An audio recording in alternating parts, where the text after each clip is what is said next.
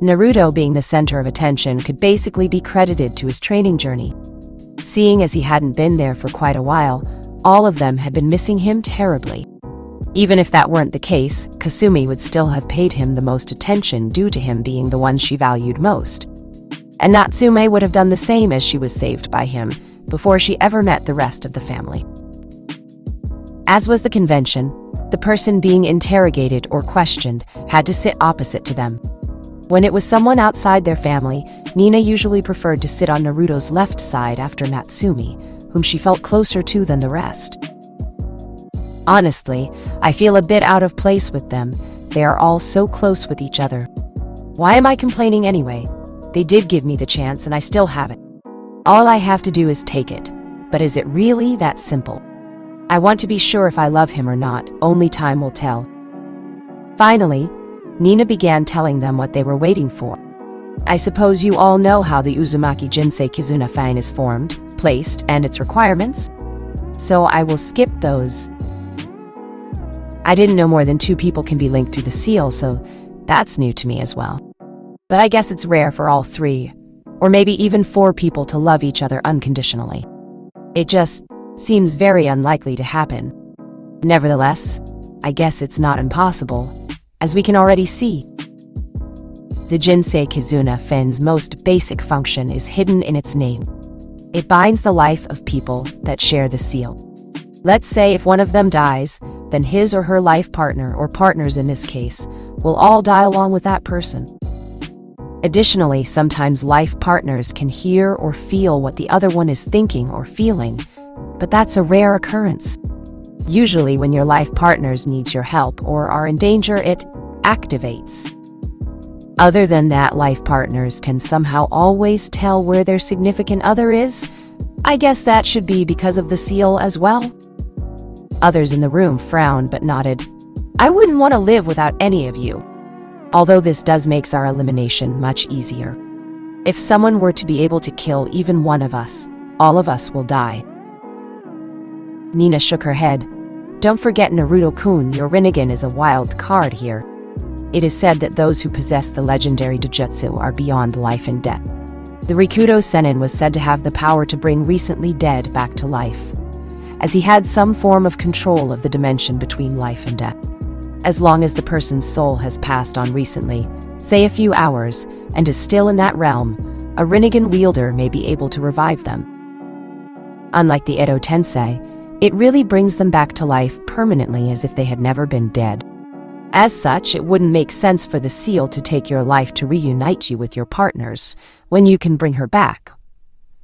Will it? If the person who created this seal really was the Rikudo Sennin, and I doubt anyone else could have given how complex it is, then he must have taken this possibility into consideration. So we don't know what will happen in your case. Either way, that is the only disadvantage, if you can call it that. I am certain you all know that the seal strengthens your bloodline and lets your partner have it as well. At their nods, she continued. For the 3 basic Uzumaki bloodline traits, the Uzumaki Jinsei Kizuna Fang strengthening goes like this. Your regeneration gets faster, but the chakra cost remains the same. The aging will still take the same amount of chakra, but you will be able to have a better control over it and age up and down at higher rates. For blood healing, I'm not sure myself. That is the rarest of the 3, but I guess you will be able to heal more and more fatal wounds with less blood. If you all have a common linking of each other through the seal, your abilities and control will be phenomenal. Naruto might even be able to control them as good as us if he practices well enough.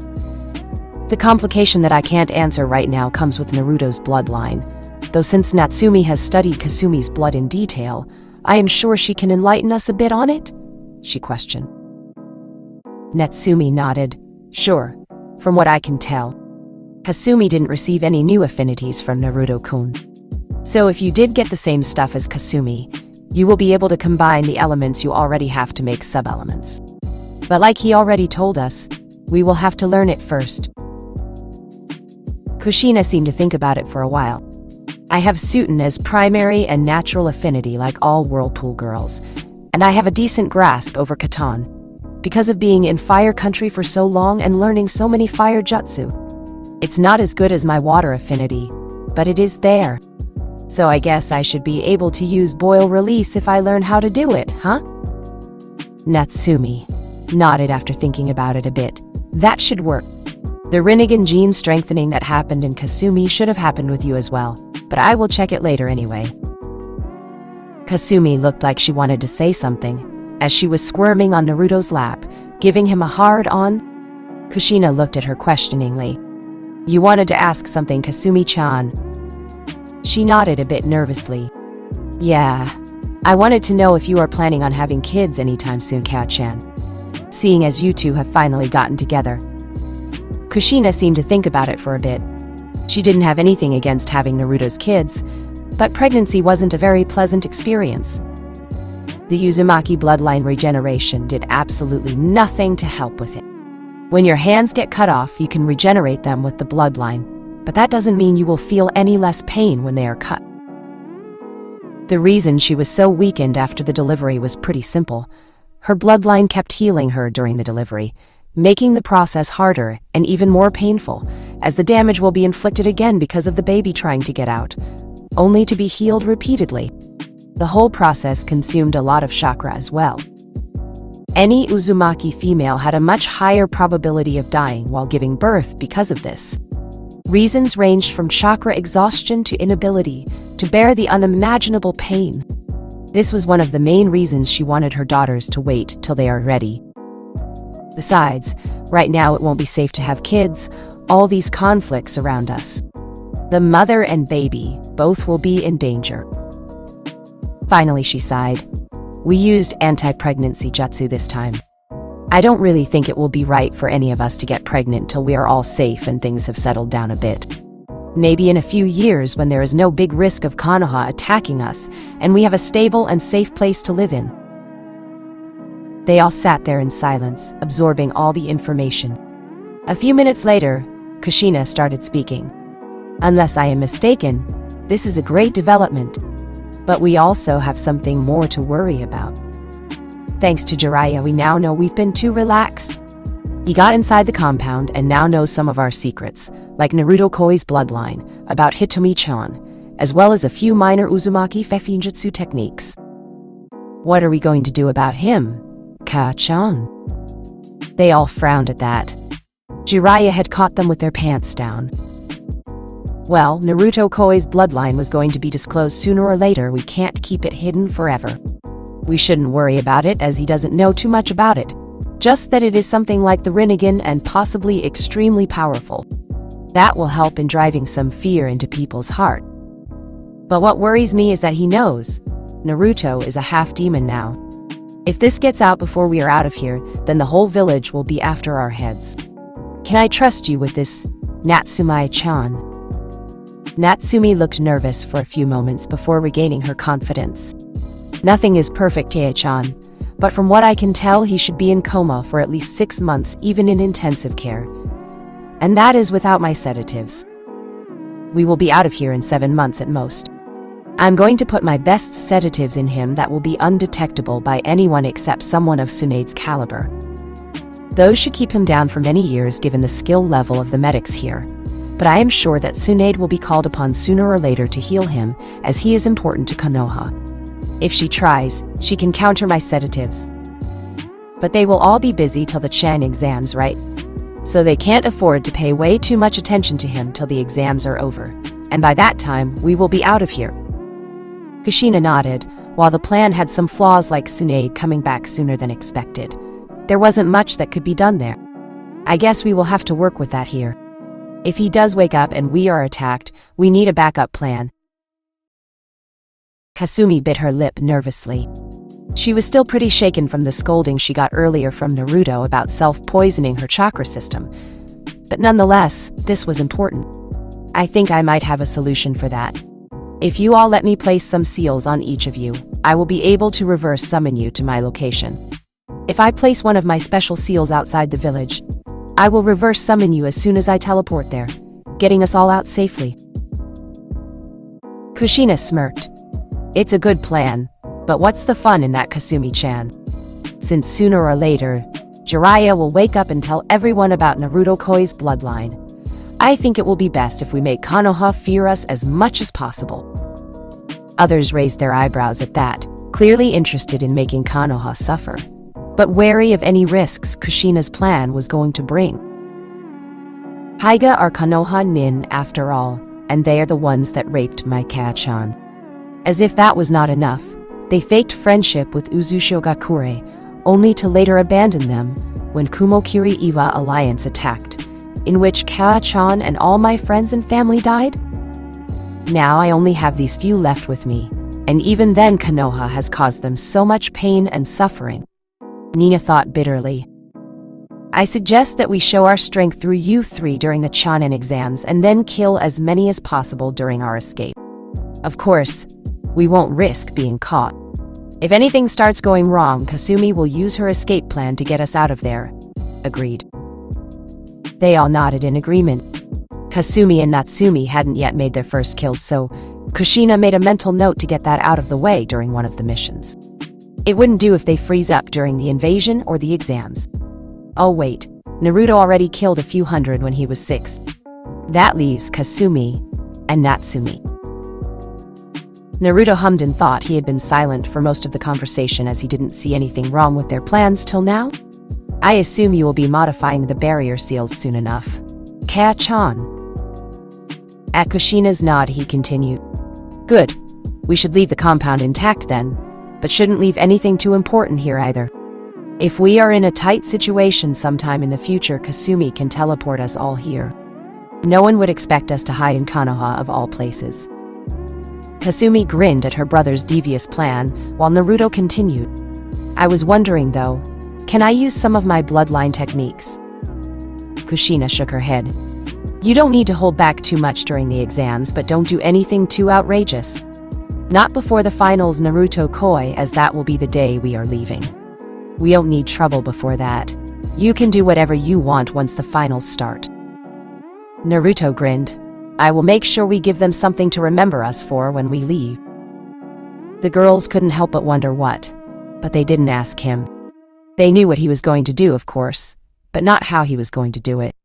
Sometimes surprises are quite pleasant, especially when they make your enemies suffer. I still can't believe I let Minato get his hands on Uzumaki archives. There were also some Jikiken Finjutsu techniques in one of the scrolls that had gone missing for a while. But I had found it later. I can't believe I never suspected Minato for it. Nina sighed. He probably used them for developing Hiraishin no Jutsu. Don't worry about it though. He never taught it to anyone. But thankfully he left all the notes here. Kasumi agreed. Yeah, it was hard to redevelop everything from his notes, but the technique is admittedly useful. That was one of the reasons those techniques were kept secret.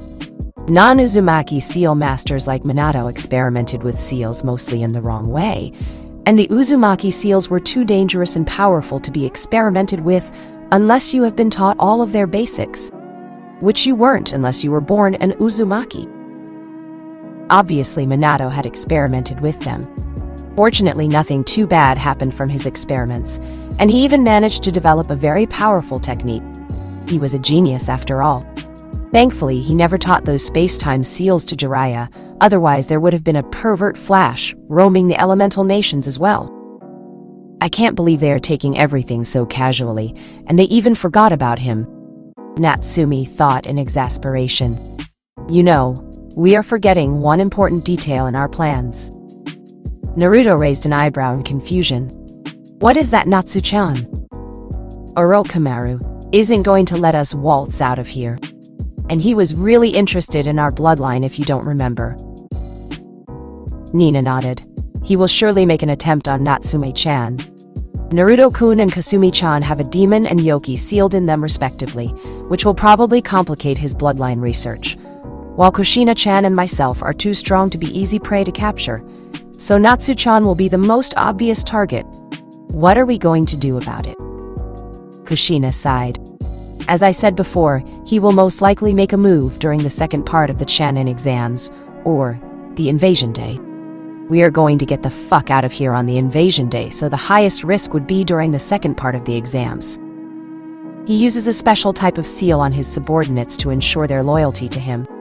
If I know the bastard well, he will apply it on Natsumi-chan as well.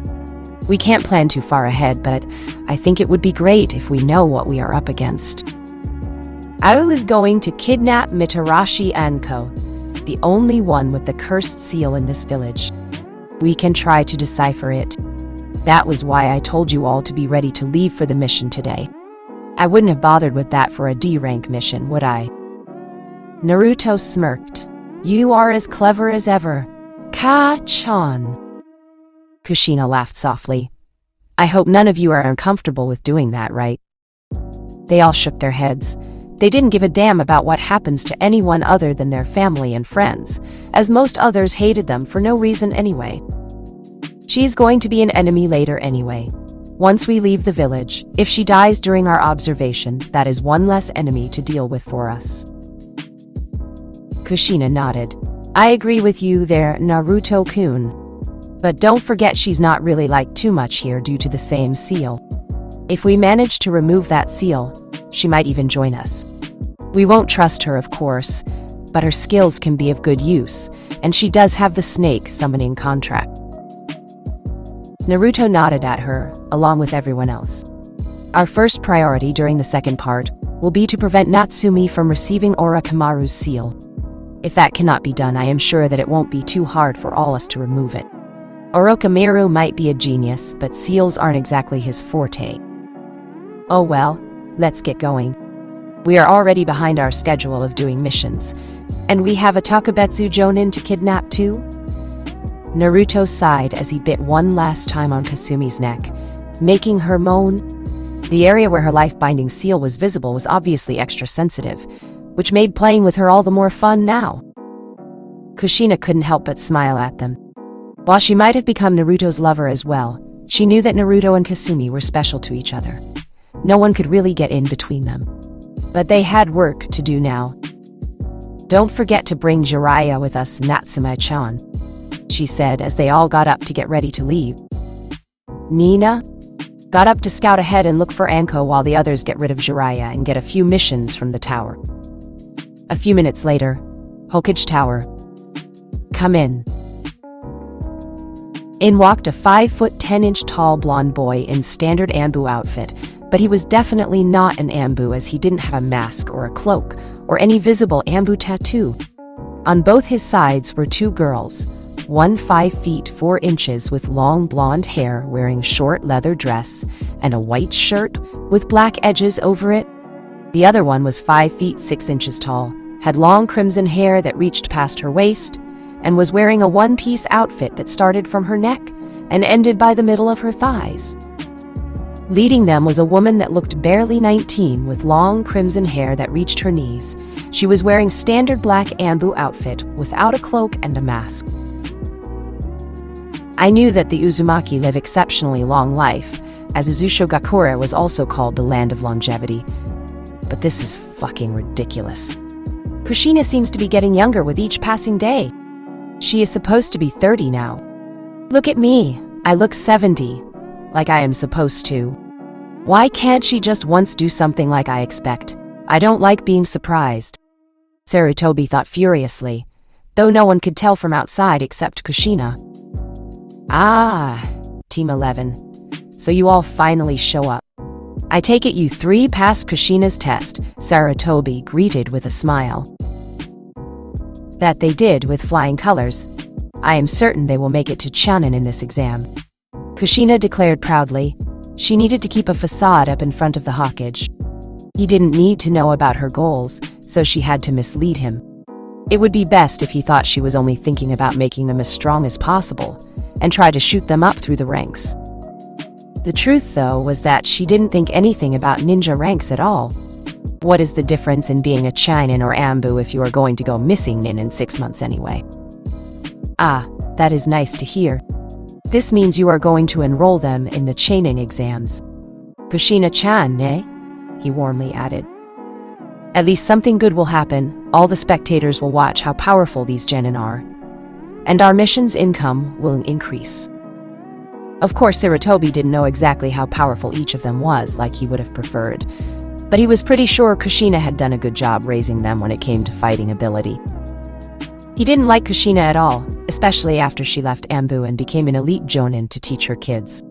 Fucking S-rank missions are getting piled up, and I have to send entire teams for things she had been handling alone.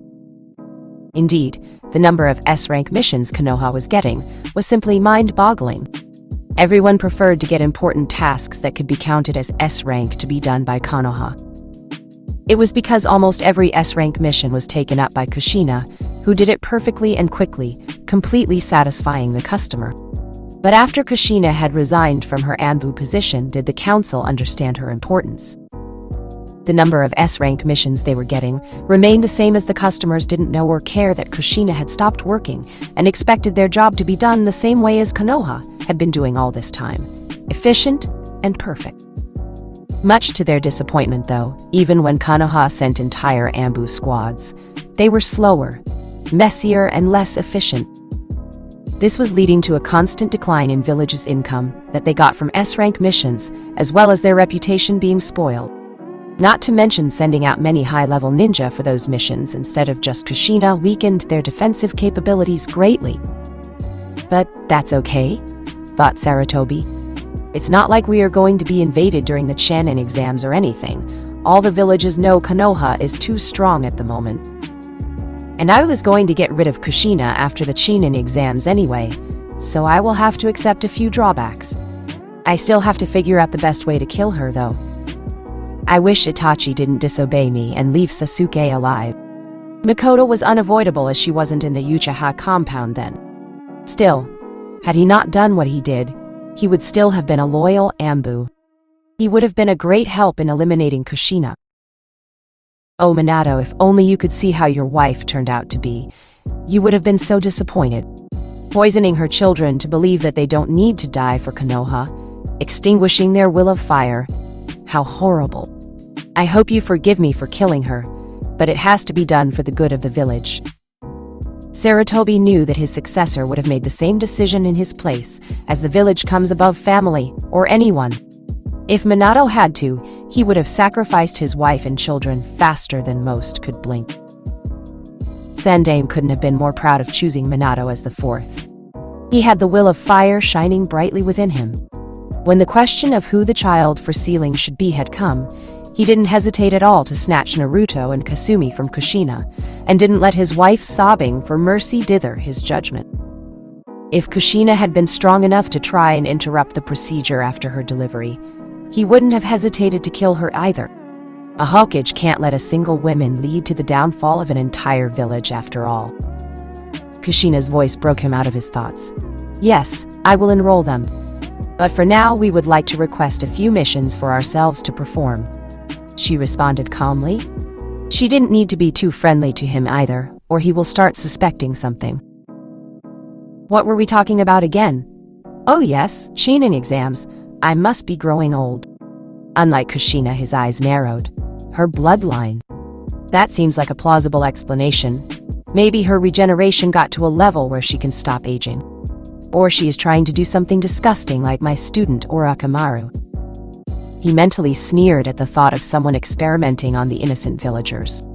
That is another risk I will eliminate when I get rid of her. Orochimaru was such a big mistake I made. I hope I can fix it someday. By all means, you all are the last to arrive today, so we only have 4 left. You can choose between painting a fence, capturing Tora, picking out some weeds and babysitting. Which one do you want? He asked, switching back to his bored tone. He had to do this the whole day, and it was not fun. We want all 4 of them. Sandaime shrugged. Sure, be sure to get to the babysitting on time. You can do the rest 3 at your disposal, but they must be done within 2 days. He handed Kushina the 4 scrolls, not expecting to see them again for 2 days. You brought the scroll? Natsumai-chan? Kushina asked, confusing the Hokage about what they were talking of. Yeah, it was right here. I am sure I put it somewhere here. Natsumi spoke as she started searching her dress for the scroll in confusion. She did put it somewhere in there. Kushina sighed as she started feeling her up for the scroll. She was wearing a short leather dress with a small white jacket on top and long leather boots that reached up to her thighs.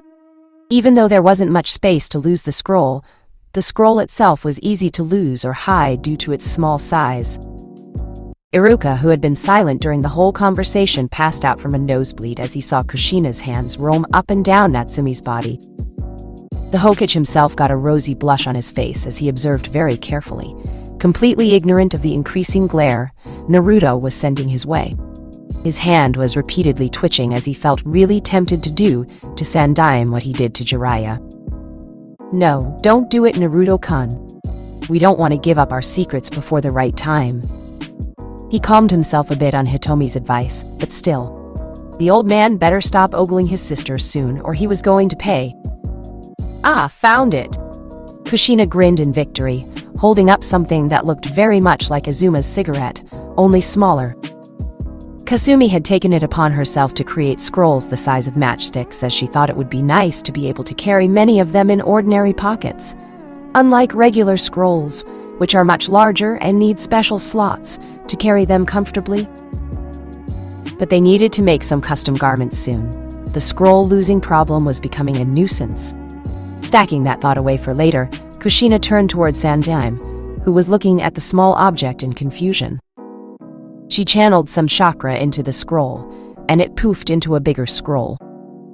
Nice trick, Sandaime thought once Kushina is removed. I am sure the children will become loyal to the village with nowhere else to go. This will make Konoha ninjas' carrying capacity much more efficient. I am sure they will share this technique with the village. Kushina unrolled the scroll. Kai.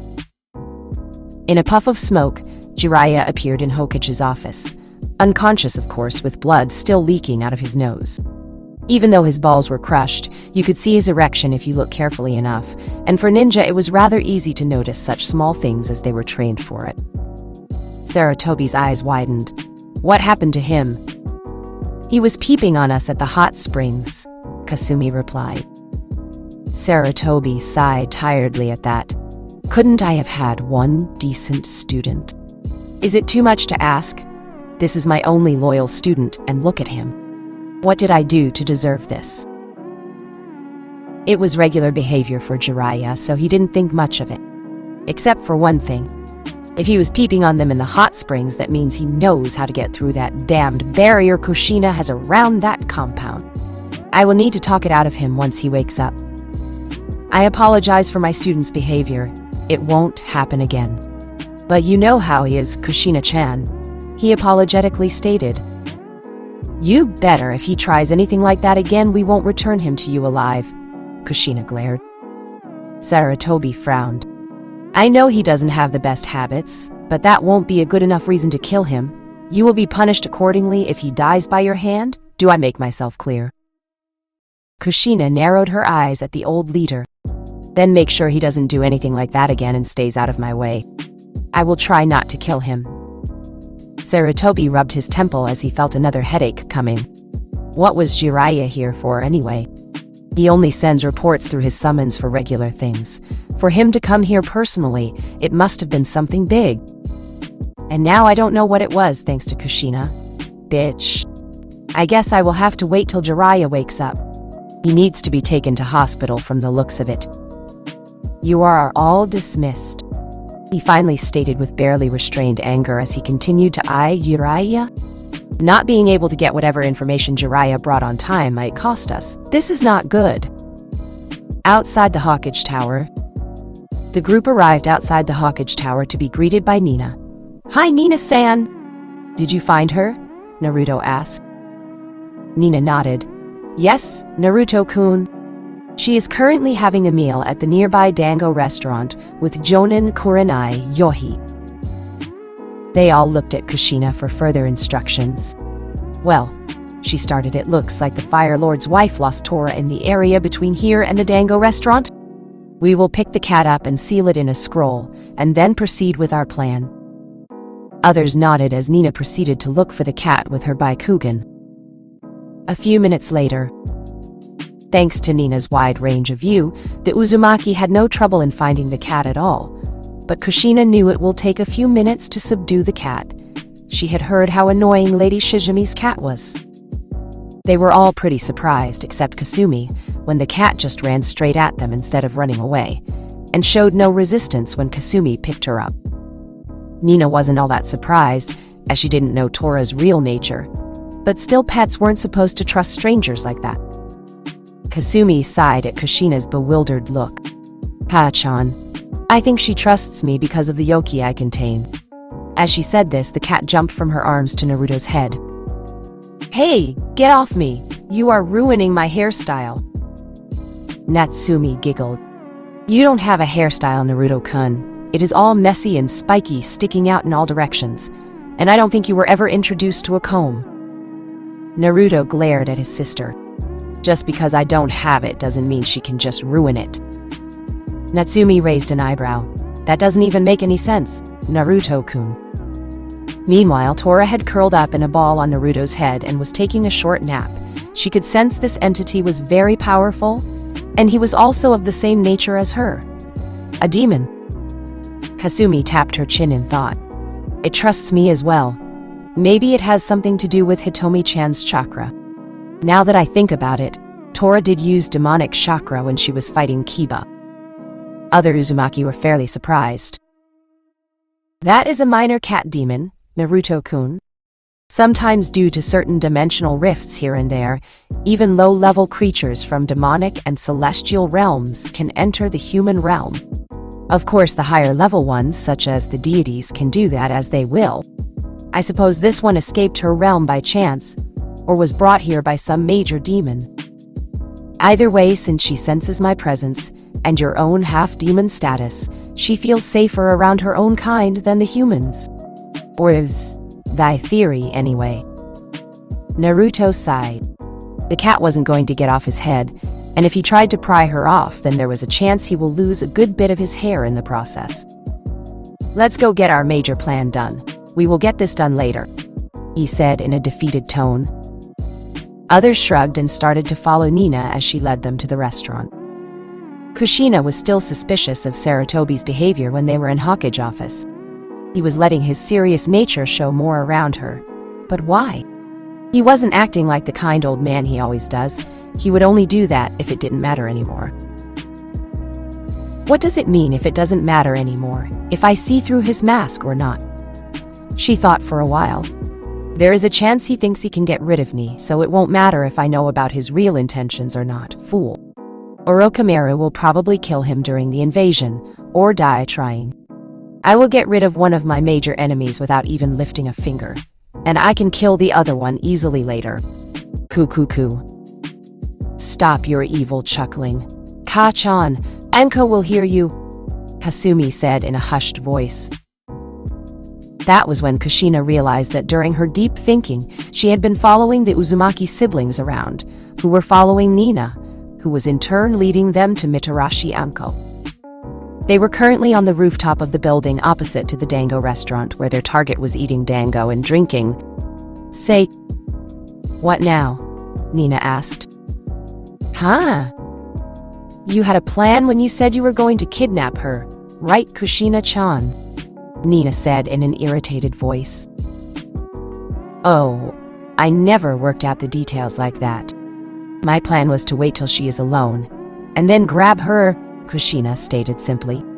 Actually, my plan was to see if my children can form a good plan by themselves or not, but they don't need to know that. I will interfere if they fuck up. Everyone else's eyebrow twitched. We need a real plan.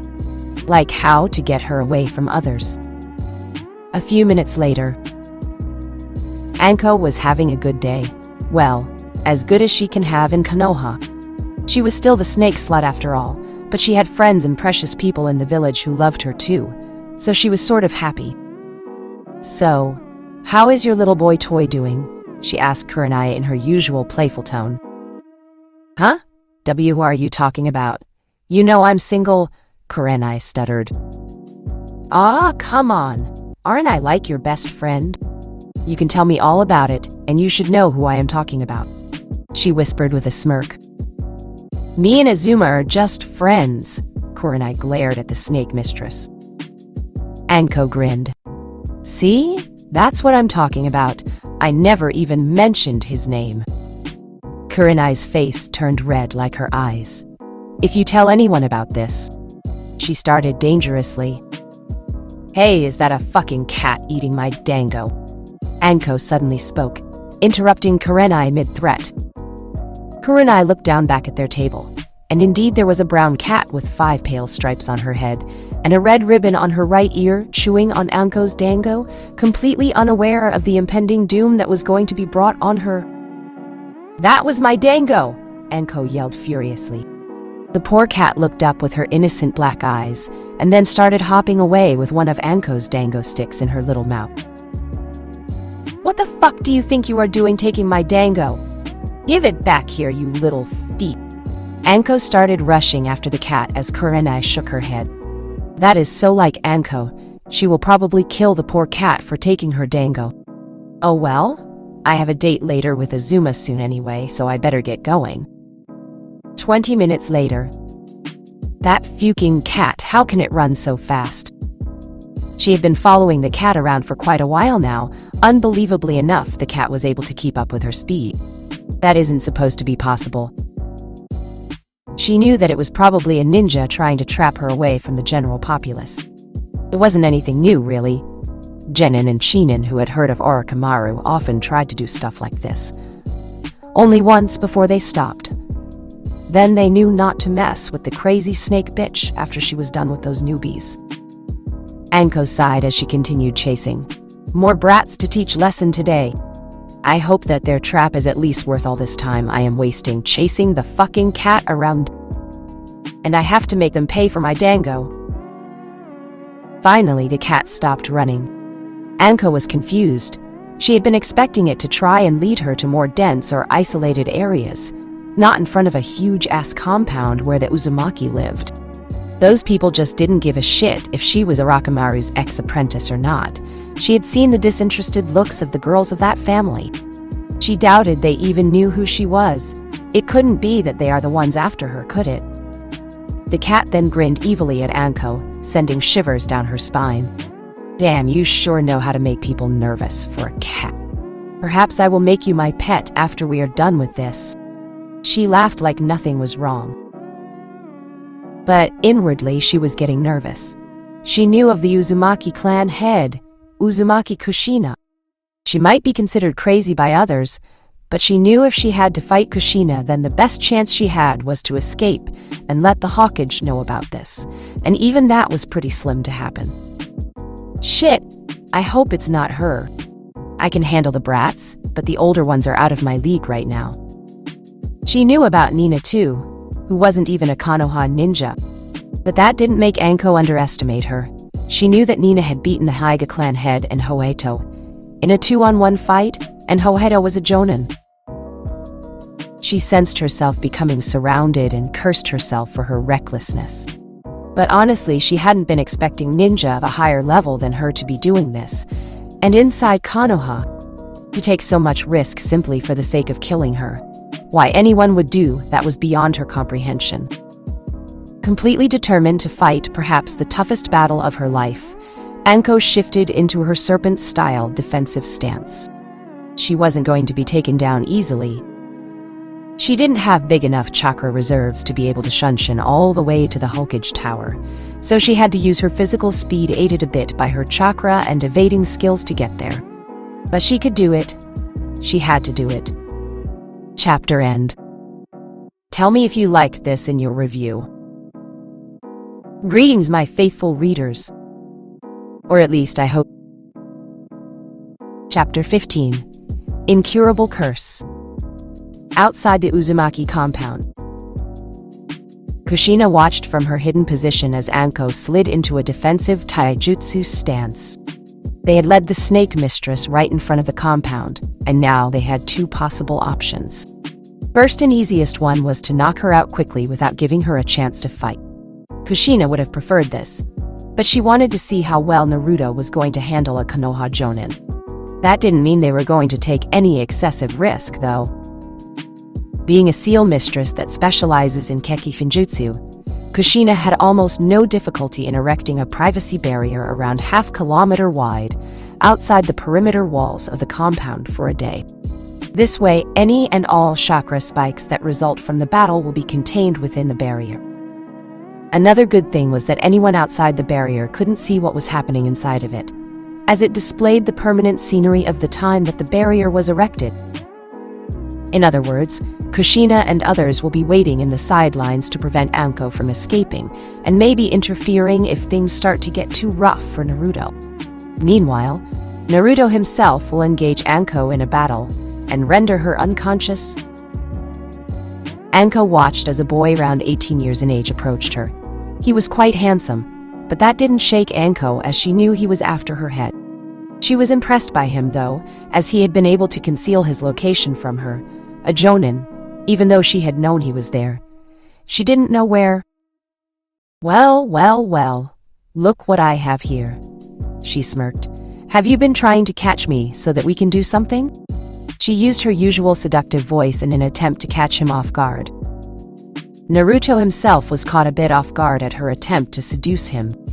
You do know that you are probably going to die, right? Anko giggled. You won't be that rough with me, will you, cutie? You didn't even need to go through all this trouble to get me here. You could have just asked. She mocked in a playful tone. Naruto grinned and shook his head. She didn't know how much she was pissing off some people with her words. That's enough talk. Let's see what a Tokubetsu Jonin of the Leaf is truly capable of. Anko had been trying to stall time by talking with the young Uzumaki, but unfortunately he didn't want to give her that time. Fuck, I didn't figure out where others are at yet. She wasn't a tracker-type ninja, so it wasn't easy for her to be able to do that. Additionally, the blonde's accomplices seemed to be well hidden. I can't make an effective escape plan unless I know their positions. Running around like a headless chicken won't help, so maybe I should just throw around powerful jutsu and hope people come to investigate the chakra spikes, if only to watch a fight. That will at least make the Hokage aware of what these people tried. Not to mention the Hokage might be seeing this through his crystal ball, and thus the help might be on their way. I just need to hold out as long as I can, and escape if and when I can get the chance, she thought furiously. She was completely unaware of the barrier that currently surrounded her, or she would have known that the Hokage's crystal ball couldn't view anything within the barrier. That was why the Hokage was even more wary of Kushina and her family. He didn't have any idea what they were truly capable of. But why did he come out alone? Maybe the others are brats too, and the older ones are not involved. Well, that's a relief. Too bad. He was sexy too. It seems I will need to kill him to get out of here. But, she smirked, if I catch him alive, we're going to have fun. She licked her lips. Naruto decided to wait for Anko to come at him, as his ability to predict movements gave him a distinct advantage when he started off in defensive. Moreover, he had noticed Anko's taijutsu stance shift from defensive to offensive when he had shown himself. That meant that the Jonin intended to take the lead. As he had predicted, Anko dashed towards Naruto, who stood his ground. His Dojutsu was permanently activated, but still, he decided to concentrate some extra chakra towards his eyes to be able to predict and counter Anko's movements better. Anko started out with fast and precise strikes that her heavy style offered. The first strike came towards Naruto's shoulder blade, which he intercepted much like the Hyuga's Jaken. Her strikes are too fast and concentrated to block, or they might damage my arms. He made a mental note to not block her attacks and rather deflect them. Anko shifted into an advanced heavy stance then, and soon enough she was a blur. So skilled. There are few who can hold ground against me in Konoha when it comes to taijutsu. Maybe Gai, Kakashi and some of the Anbu, but definitely most Jonin would be struggling to keep up by now. She delivered strike after strike at Naruto's body with flexibility and precision of a snake, and just as deadly. Every single was aimed at critical areas of Naruto's anatomy. One hit, and he would be handicapped for the rest of the fight, if he was a normal person. But Naruto was not stupid.